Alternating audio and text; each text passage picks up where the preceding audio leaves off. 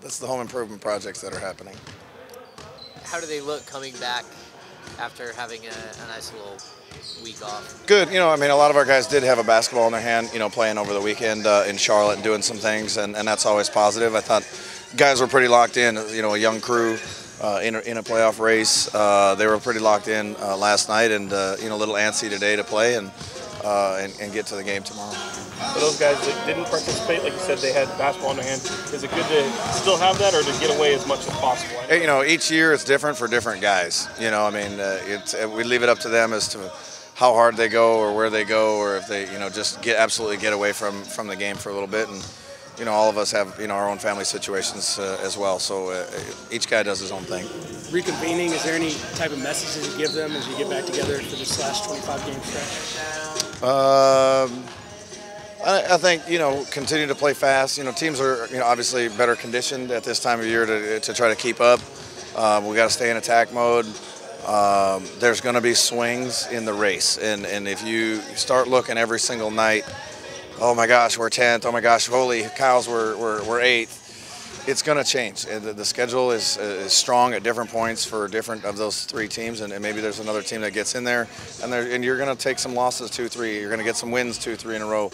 It's going to change, and how does it come out at the end? Just don't drive yourself crazy, night after night looking, oh my gosh. Is that a department, conditioning of your team, that you feel you guys are in probably the driver's seat for? In conditioning? Yeah.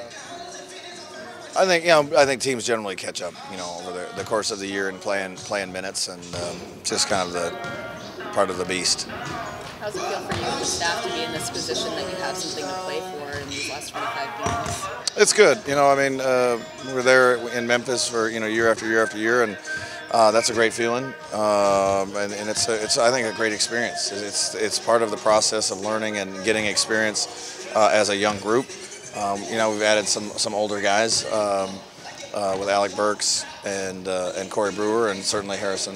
So our age has gone up a little bit of guys that are in the rotation, and I think it's a great learning tool for our guys. If we don't make it, or if we do, both ways we're going to be better for having gone through this. Having guys like Alec and Harrison, Alec has been fighting for spots in the playoffs before with Utah. To have that kind of leadership and voice in this locker room, how does that help young guys in this position? Just experience. He's seen a lot of different things, a lot of guys going through different things, what we go through as a team, taking a tough loss, or winning a game close that maybe it shouldn't have been close, and pushing guys to be as good as we can be, and that's, again, just part of the process. The task ahead of the schedule ahead for you guys, kicking off with the Warriors tomorrow, as you close out this month, is it hard to kind of look at that and go, you guys are in for pretty tough sledding there?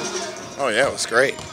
At Denver, at Oak City, at Golden State, at Minnesota, and Milwaukee at home. I think that's 4 of the top 5 teams in the league in 5-game stretch. So other teams are going to have to do it too, and we've got to find a way to get some W's in there somewhere. Do you feel like the acclimation is there in terms of the new players getting this roster? No, it takes a while, and I think 2 good practices help, but it's going to be time spent together.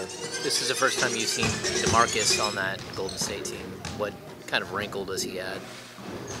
Like, they did need to get better. Like, come on, man. Like, really? Yeah, he obviously he's a problem. So to guard, and we'll do the best we can and try to get it the game going up and down the floor. Obviously, they want to play fast as well, but that's our strength, that's our identity, and we got to stay true to it. That last game was a little crazy with the number of threes that were made. Is there anything you take away from either that game or just the previous 3 matchups that you point to specifically in terms of improvement for tomorrow's game? You're talking about against Golden State?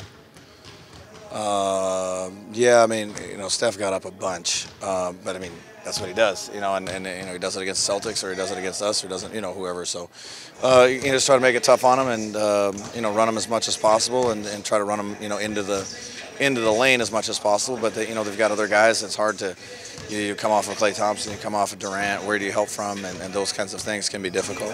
Patrick Cousins, if that injury can be such a death knell for some dudes, are you pretty impressed with what you've seen from him in his return? Did you say Patrick and McCaw? No, I'm saying Cousins for DeMarcus. Oh, yeah, very impressive. I think you always see, in my opinion, and I'm no doctor, but it's like a year removed. I had Mario Chalmers, I've had Darrell Arthur, two guys that I've worked with closely, and I've seen it in other places where it's the second year back. The first year you're wondering about it, and even if you're not subconsciously thinking about it, you are. And it's impressive what he's doing. He's so talented. So the best is in front of him for sure.